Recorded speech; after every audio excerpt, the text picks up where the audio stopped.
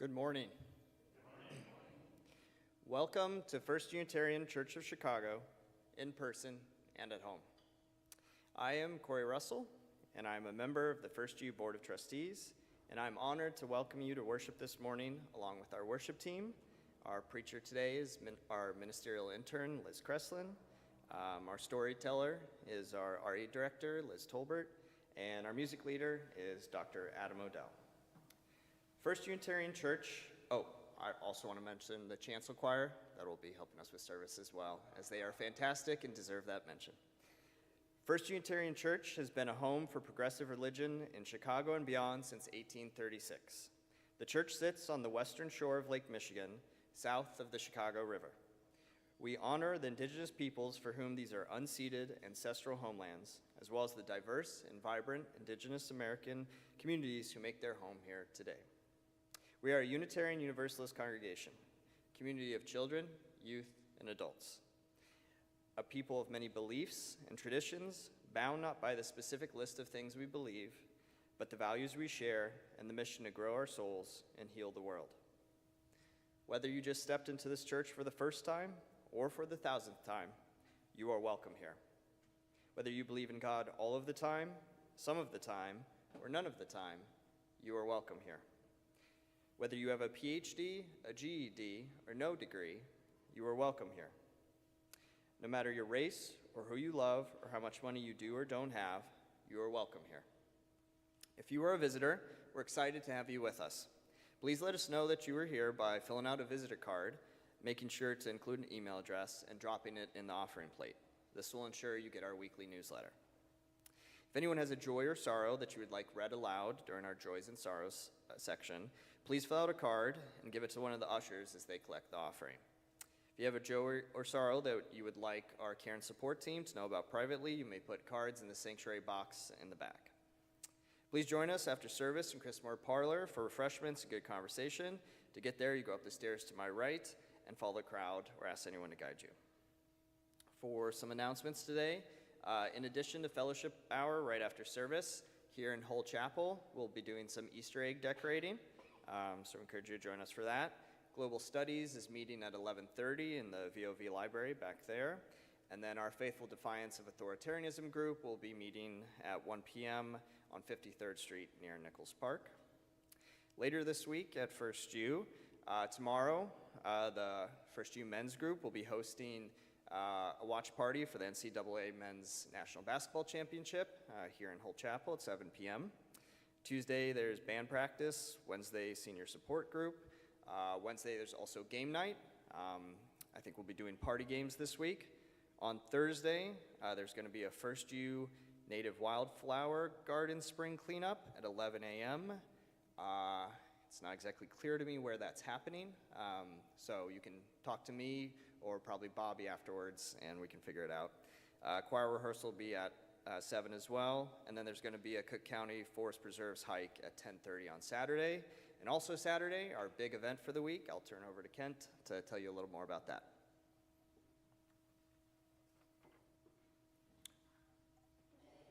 Good morning.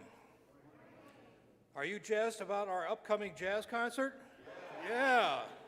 On Saturday, next Saturday, April 11th, we will host the Greg Ward Quartet. This is the place to be if you want to experience some great jazz and support First Unitarian as well. If you hep cats and cool dudes haven't purchased their tickets yet, you can do so online at the First Unitarian website under events, or you can see me after the service. Would you like to hear more about jazz? As our April film night presentation on the 15th, we will be featuring Stormy Weather, featuring the bronze goddess Lena Horne, with a cast including Cab Calloway, Fats Waller, and Bill Bojangles Robinson. And the film will feature, the film also features the Nicholas brothers doing the greatest dance performance ever, and that's according to Fred Astaire, if you take his word for that. The film features 20 musical numbers, and we hope to see you there. It's on the 15th. Thank you, and be there or be square.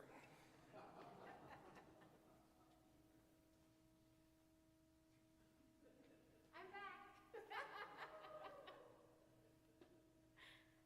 I'm here to ask once again.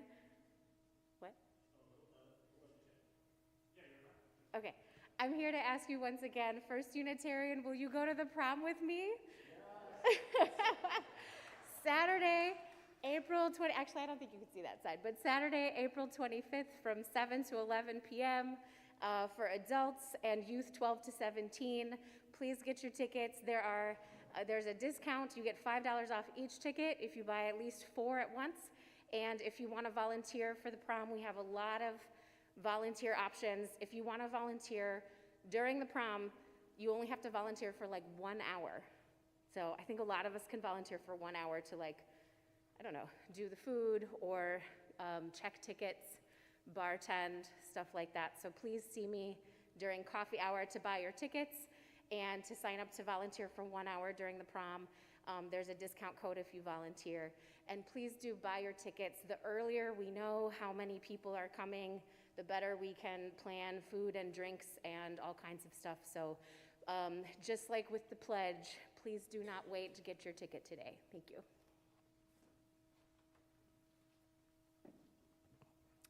One final announcement, just an adjustment. The Social Justice Council was going to meet on Monday, but they've rescheduled to meet the following Monday. With that, it is good to be together today. Please join me in reading our covenant as we light our chalice. Love is the spirit of this church, and service its law. This is our great covenant, to dwell together in peace, to seek the truth in love, and to help one another.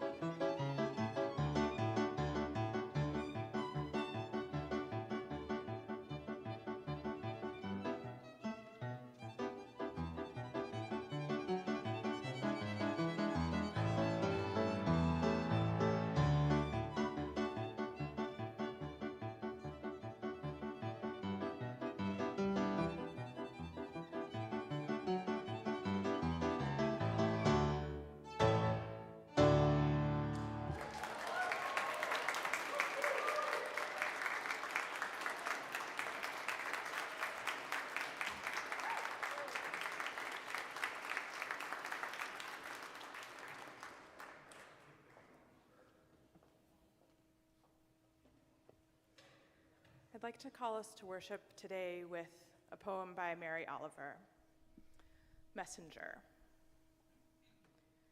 My work is loving the world. Here the sunflowers, there the hummingbird, equal seekers of sweetness. Here the quickening yeast, there the blue plums, here the clam deep in the speckled sand.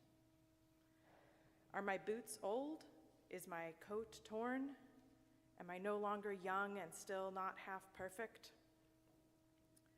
Let me keep my mind on what matters, which is my work, which is mostly standing still and learning to be astonished.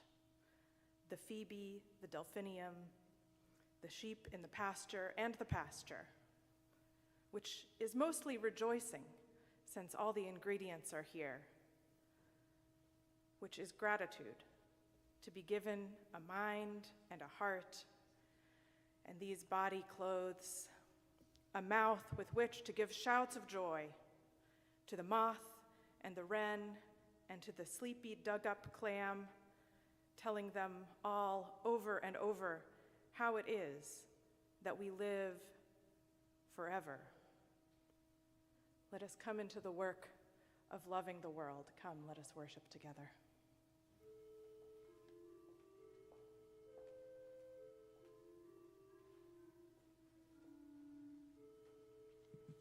Our opening hymn is on page 369 in your gray hymnal. This is the truth that passes understanding. We will sing this song twice. Please rise in body or in spirit as you are able. Again, we will sing this twice.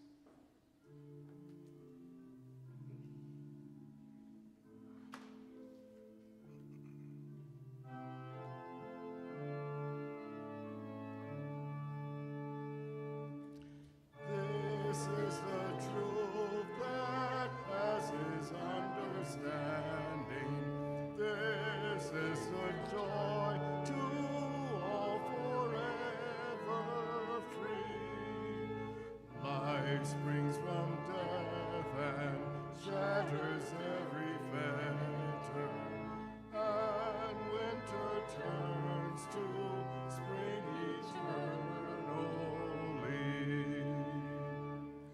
This is the truth that passes understanding. This is the joy to all forever. Life springs from death and shatters every fetters, and winter turns to spring eternally.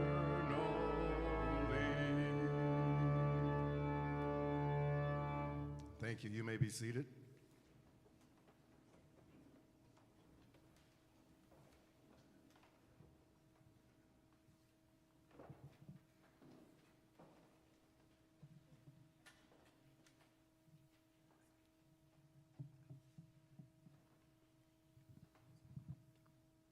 Good morning, everyone. Good morning. I'd like to ask all of the little people to join me up front, please. Good morning, Dad.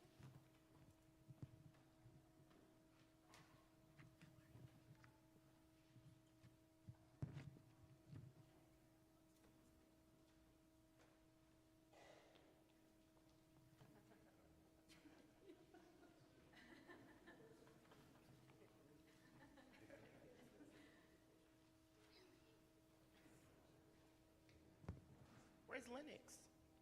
Okay. Oh, he's right there. He's going to be here. Are we ready? Oh, we have one more. Two more. 3 more. 4 more. 5 more. 10 more. 60. 60 more. 60.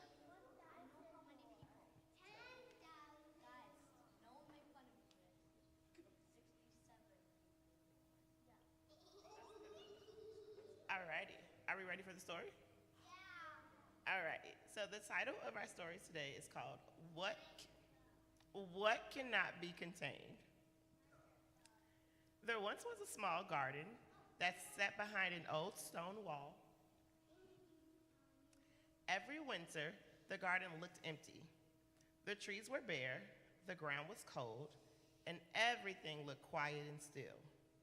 Some people even said the garden was dead. One year, something very sad happened in the village near the garden. The people lost someone they really loved very much. They were heartbroken. They cried, they told stories, and they missed the person every day. It felt like the winter in their hearts, quiet, heavy, and cold. They walked past the garden many days and not really looking at it, because everything felt sad and still. But one morning, a child noticed something. A small green sprout was pushing up through the dirt, then another, then flowers started blooming along the wall. Then the trees began to grow, leaves again. The garden was not gone. The life in the garden had just been quiet, waiting, and gathering strength. The child told the adults, and they all came to look. They realized something important that day. Life cannot be contained. Love cannot be contained, and hope cannot be contained. Even when there is death, even when there is grief, even when things feel quiet and still, life finds a way to grow again. The people in the village still missed the person they lost very much. They still had sad days, but they all started to laugh again. They started to sing again, and they started to plant flowers and share meals and tell their stories. They realized that the greatest way to honor someone who is gone is to keep living, keep loving, keep singing, keep being kind, and to remember that human dignity, love, and hope always survive. That is what we need to celebrate today. Not that sadness never happens, not that death never happens, but that love is stronger, life continues, and the human spirit rises again. So, live each day knowing this: you are worthy, your life matters, your kindness matters, your voice matters, and there is nothing in this world that can contain love, hope, and the human spirit. Thank you. And with that, we send the little ones off to class, and we invite you all to greet your neighbor.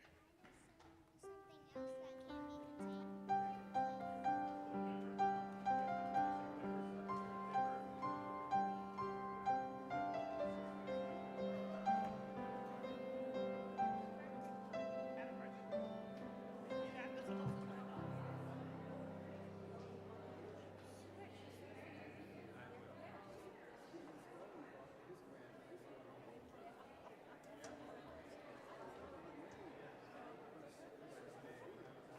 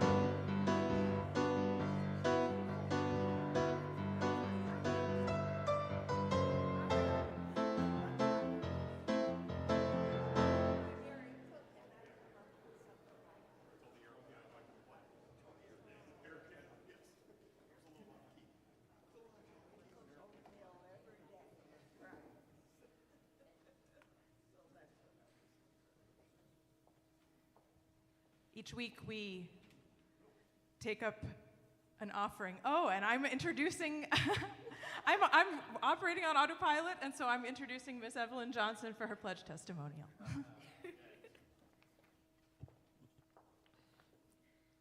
Why I pledge.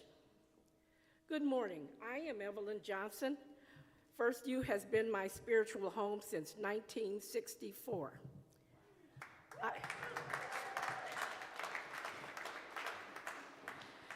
I attended nursery school on East Hyde Park Boulevard with Mark Morrison Reed, Reverend Mark Morrison Reed. I later attended Ray School and Hyde Park High School. An interesting fact is that in 1954, at the height of the baby boom, Ray School had so many first graders that they contracted with First Unitarian to use it as a satellite branch for the overflow. I was a part of that class. I do remember walking up the stone steps to Woolman Hall. I was baptized and raised in the Methodist Church, but during confirmation classes, I began questioning everything. While I dared not articulate my thoughts on the concepts of the Trinity or of transubstantiation, the Apostles' Creed just didn't make sense to me, so I knew I didn't belong. I began attending First U in the 60s during the Civil Rights era when my parents decided to leave the Methodist Church because it was segregated. The black churches were in a separate conference from the white churches. My father, who was walking my brother to Ray School down 57th Street, saw the signboard on the corner and decided he would check it out one Sunday morning. Unitarians were heavily involved in the civil rights movement. As some of you may know, Viola Liuzzo and the Reverend James Reeb are UU martyrs to the cause. Since I had classmates and neighbors who attended First U, I had no problem with changing churches. The first time I stepped through these doors, I knew I was home. Reverend Jack Kent was the minister. He was an excellent preacher and a social activist. But it was the covenant that we recite every Sunday and the music that made me know I belonged here. My brother was lucky enough to sing in the Chicago Children's Choir, now called Uniting Voices.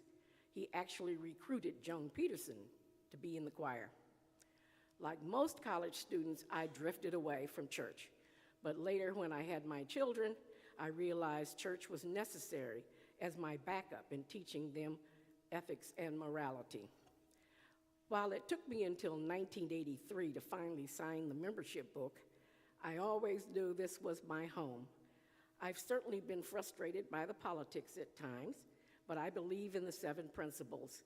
I've even entertained the thought of going to other UU churches, but this is my community.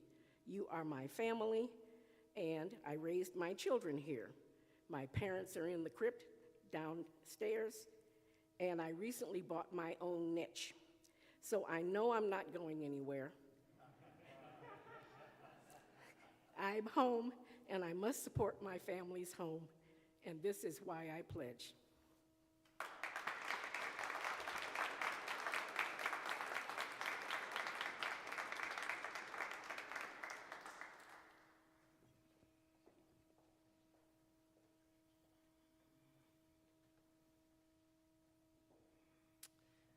We now take up our weekly offering. Your generosity supports the important ministries of this church. Typically, we choose a community partner with whom we share our collection 50-50. These partnerships are one of the many ways we play an active role in supporting our community. This month, we're going to do something slightly different in that we will be supporting our own community here at First U. This month's offerings will go to the Congregational Support Fund, previously known as the Minister's Discretionary Fund. This fund was and is being used to support those associated with First Unitarian who are going through difficult times and need financial support with things like rent, utilities, groceries, medical bills, etc. Historically, this fund has been funded by the plate offerings from only 2 Sundays a year, Christmas and Easter. Given the significant need in our community this year, we are extending it beyond Easter Sunday to the whole month of April to make sure we are able to continue supporting our community here at First U. As humans and as Unitarians, we've been gathering in churches for a long time. And so some of the practices that we do here can be thought of as traditional technologies for community maintenance. And having a benevolence fund like our Congregational Support Fund is one of those traditional technologies. We know that there are going to be times when people in our congregation, members, friends, need a helping hand, and we want to be well prepared for those times. So just as we share our resources with community partners doing the work of our mission out in the world, today we share our resources to support each other. The offering will now gratefully be received.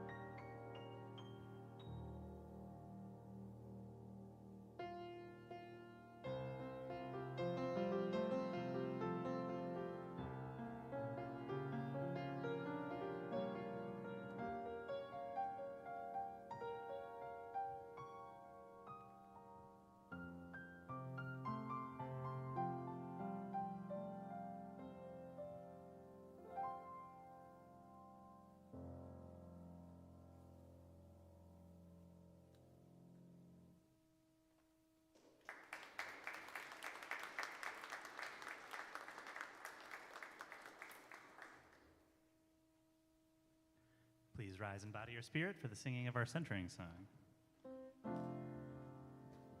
This joy that I have, the world didn't give it to me. This joy that I have, the world didn't give it to me. This joy that I have, the world didn't give it to me. I said the world didn't give it, the world can't take it away. This joy that I have, the world didn't give it to me. This joy that I have, the world didn't give it to me. This joy that I have, the world didn't give it to me. I said the world didn't give it, the world can't take it away. This joy that I have, the world didn't give it to me. This joy that I have, the world didn't give it to me. This joy that I have, the world didn't give it to me. I said the world didn't give it, the world can't take it away. This hope that I have, the world didn't give it to me. This hope that I have, the world didn't give it to me. This hope that I have, the world didn't give it to me. I said the world didn't give it, the world can't take it away. This love that I have, the world didn't give it to me. This love that I have, the world didn't give it to me. This love that I have, the world didn't give it to me. I said the world didn't give it, the world can't take it away. I said the world didn't give it, the world can't take it away. One more. I said the world didn't give it, the world can't take it away.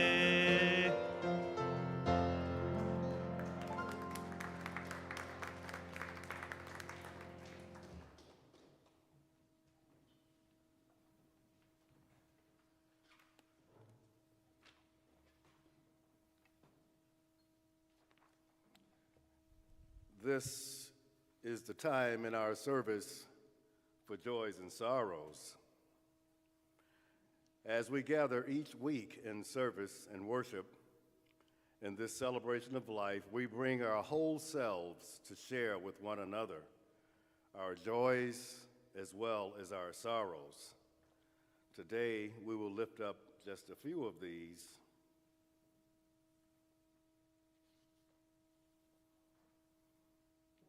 Last week, my grandmother of 89 years old suffered a stroke.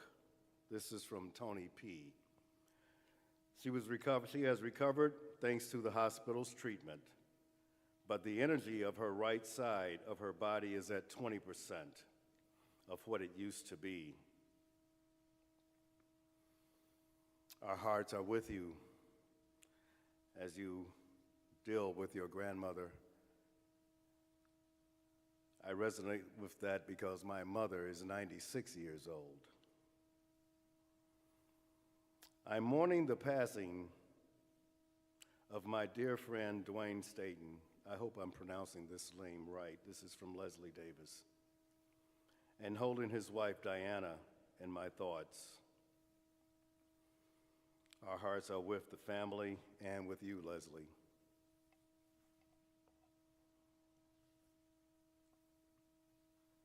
This is a joy. Small steps make a difference.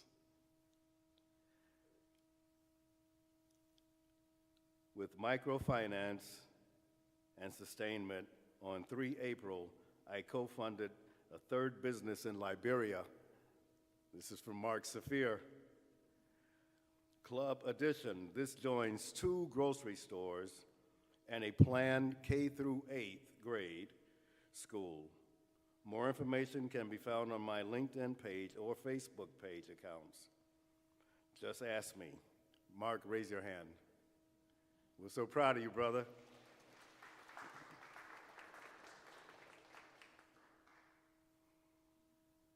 This is from, I believe, Jan or Jean. So happy to see that the banners are back. Look around you.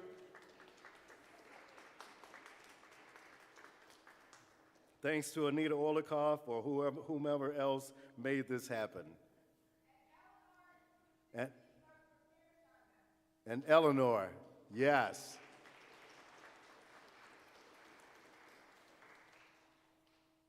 I am joyful for our close family friend who matched her medical residency at UChicago. Woohoo! This is from Corey Muldoon.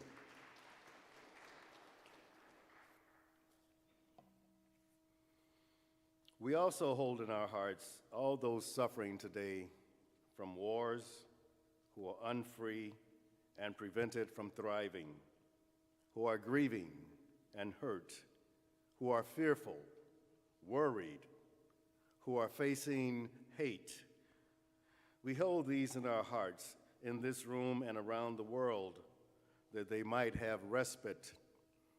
We hold in our hearts our leaders in church and state that they might find their way to wisdom and love. We hold in our hearts all who are working tirelessly for more justice and dignity, that we might be strengthened and renewed in the work of birthing a new world. We hold in our hearts all who are sick, who are struggling, who are caring for a loved one, that they might have comfort and know our care. For all the joys and the sorrows of our community and of the world, those named and those held silently, those remembered and those forgotten, may we make space for them and keep them in our care. Thank you.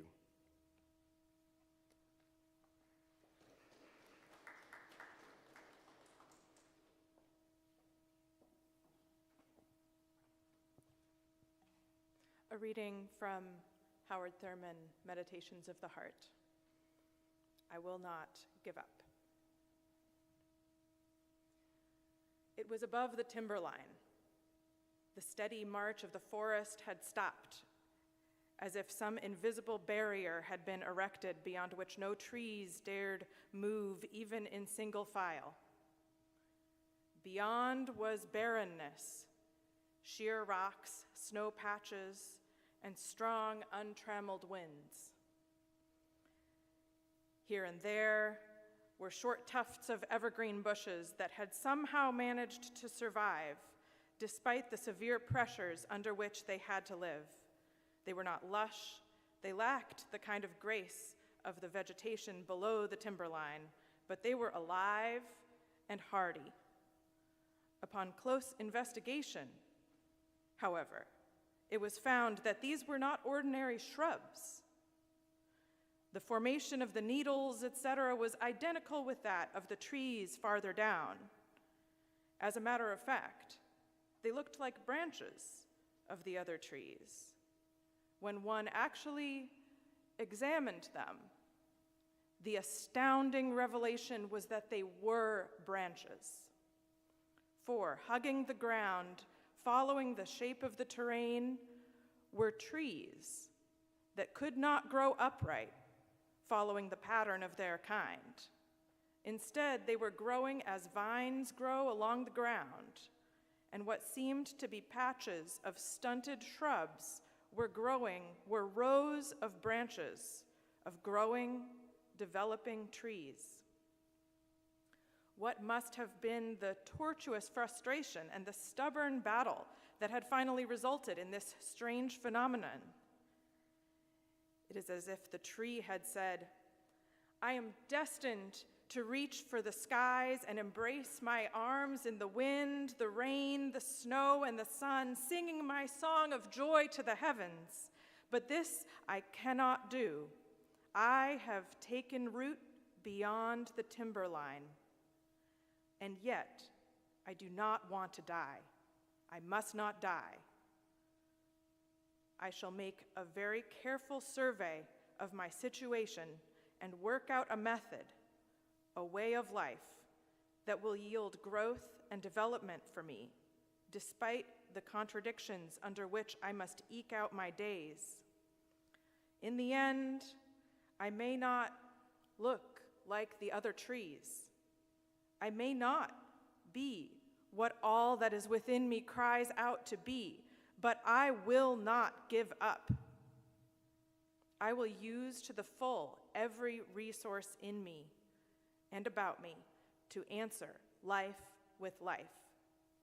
In so doing, I shall affirm that this is the kind of universe that sustains, upon demand, the life that is in it.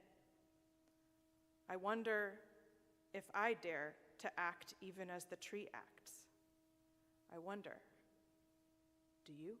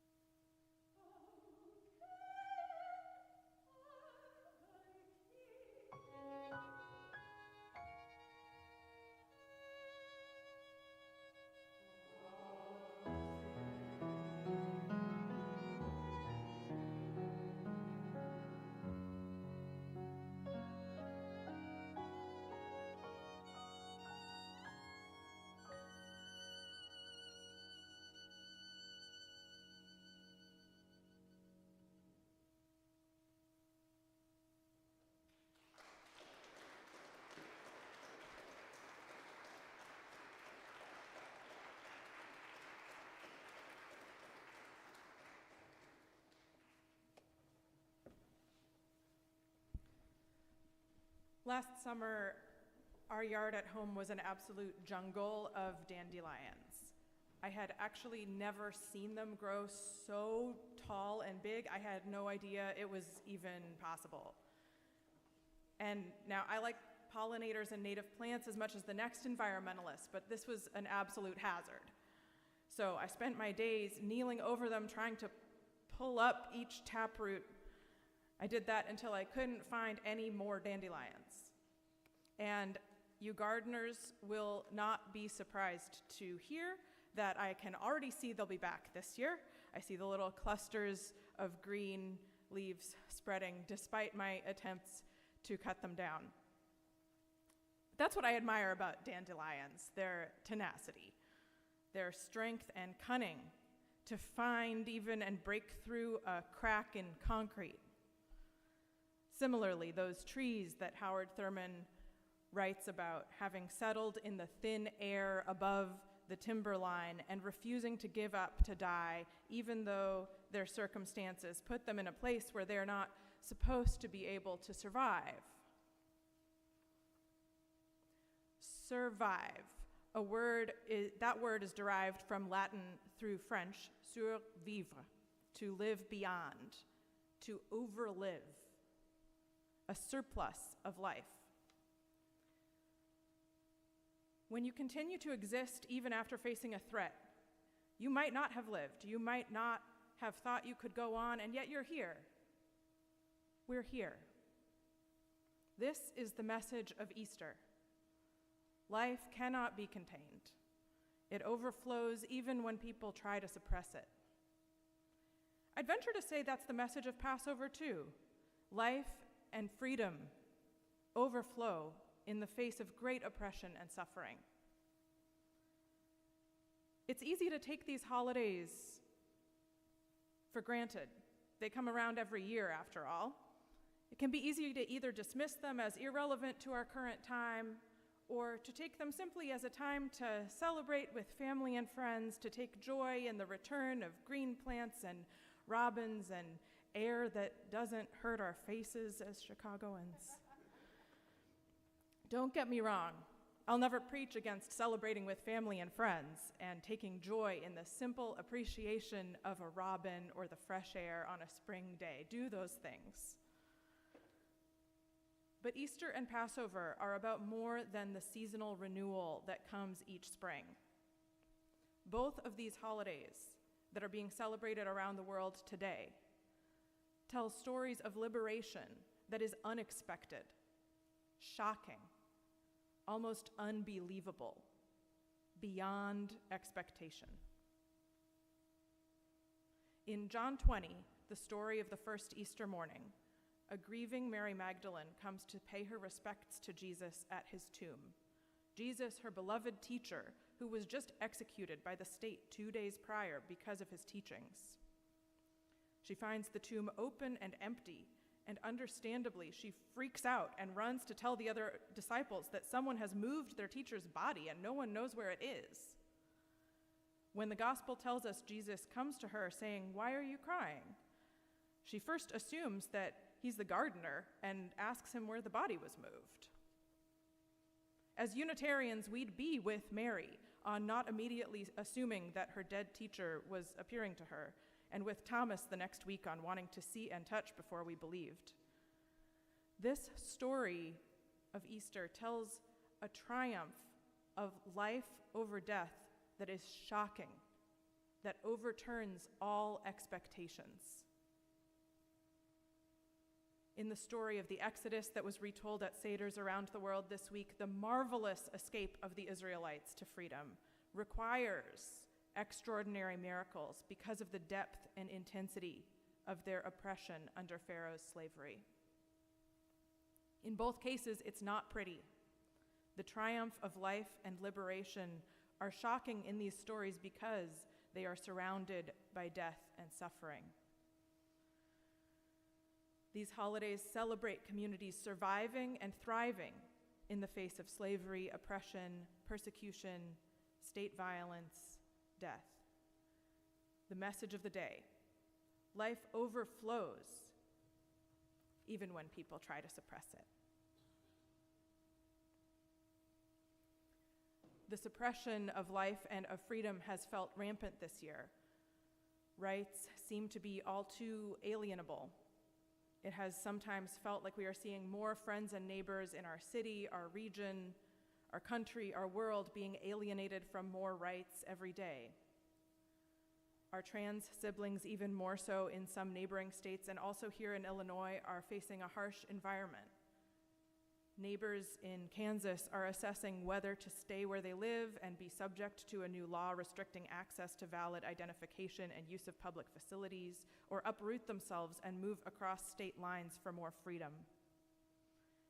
In fact, it seems that hate against all sorts of identities is on the rise. Just the other week, there was a hate crime investigation for some horrifying racist graffiti just a couple of blocks from here.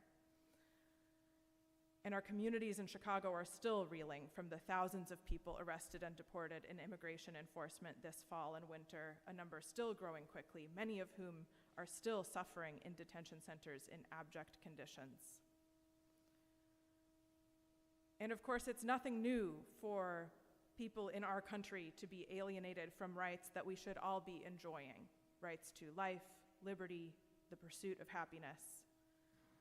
In an essay in the book Injustice and the Care of Souls, Buddhist prison chaplain Karuna Thompson describes someone she visited with in prison saying to her, "This is dead time." A feeling that plenty who are locked up might echo, that with nothing to do until you get out, prison is, to quote Thompson, a kind of living death. In that situation, life feels distant. To cite the beautiful anthem that we heard from prison, the hymn hailing a new creation may seem as far off as it is possible to be. Joy and freedom may seem to exist in the remote future, if at all. And yet, though liberty may be taken away and the pursuit of happiness may be closed off, human dignity is always inalienable. The worth and dignity of each of us is inherent. An environment like a prison is not meant for life. In those circumstances, I want to say there's not just dignity, but a kind of triumph, simply in survival, in living beyond expectations. People in this room may or may not have direct experience with the offense to human dignity that is incarceration or detention. Still, plenty of us might relate to the feeling of a living death. We may have experienced something like this when we're going through the motions each day as we grieve a terrible loss, or when we are processing a scary diagnosis, or when the fog of a deep depression surrounds everything we do. Even in those moments, even in the fear, even in the depression, even in the grief, even in the prison, human dignity remains, rising up against all affronts. As the choir sang to us, when friends by shame are undefiled, how can I keep from singing? That's the good news. The humanity of each of us cannot be defiled. To quote Jeff Goldblum in Jurassic Park, life finds a way. Whatever challenges we have faced, whether large or small, there's nothing about any of our lives that can be taken for granted. We are all always living beyond, surviving each day. None of us did anything to deserve our existence. You could say that it's by grace that any of us are here at all. Each day that we get to live is a surplus, an overflow. And we cannot be alienated from that grace. Once we are here, we deserve consideration. We, all humans, have dignity. No one and no circumstances can ever take that away. Staying connected to that grace, that knowledge of and rest in our inherent dignity, is a great power of the human spirit. This has allowed people to survive not only the hard times of circumstance, of challenge, of loss, of grief, but of great persecution and oppression. It is a secure foundation from which to build faith and hope. It is the path toward expanding possibilities for more life and liberation. And that is a reason for very great joy and celebration today. When we live each day in hope, in faith, in the knowledge of our own dignity, then our life flows on in endless song, amidst and above earth's lamentation. We cannot keep from singing. So may it be.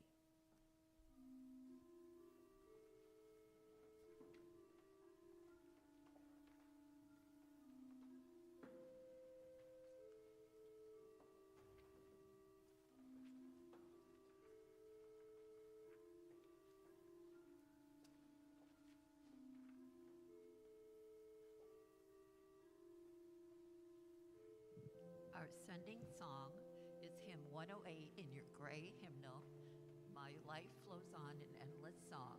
Please rise in body or spirit.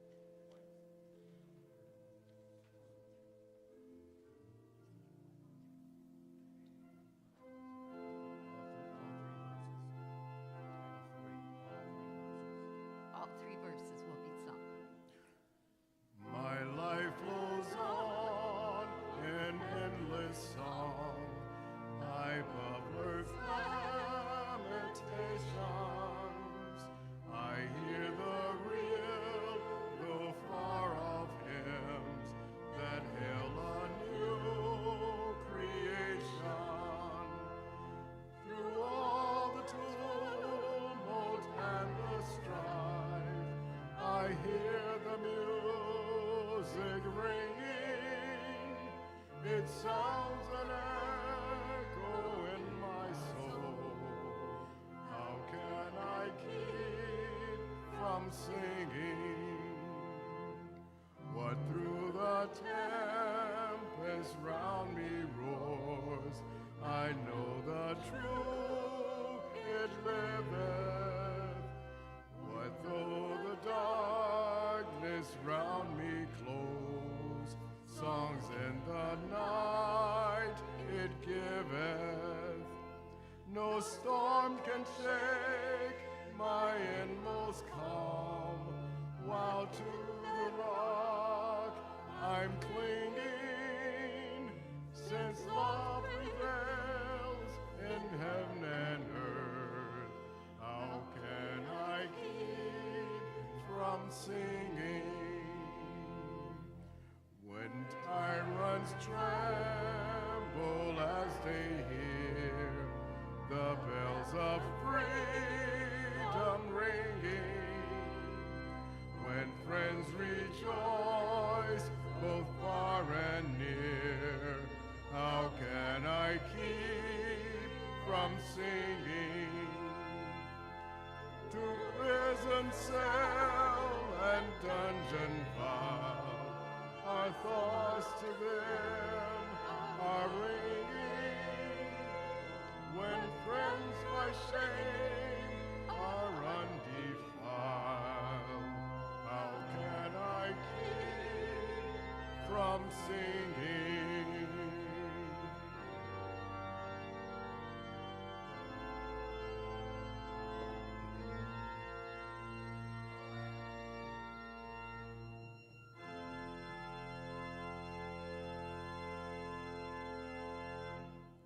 You're invited to take the hand of a neighbor if you so choose. May we continue to wing our thoughts to all who are surviving, like the evergreen above the timberline in places beyond where life is expected. May our lives manifest the surprising power of a dandelion breaking through a concrete sidewalk. May we take great joy in the triumph of liberation that is made possible on the foundation of our survival and of that power of life. May we all rise together. Alleluia, alleluia. Go in peace.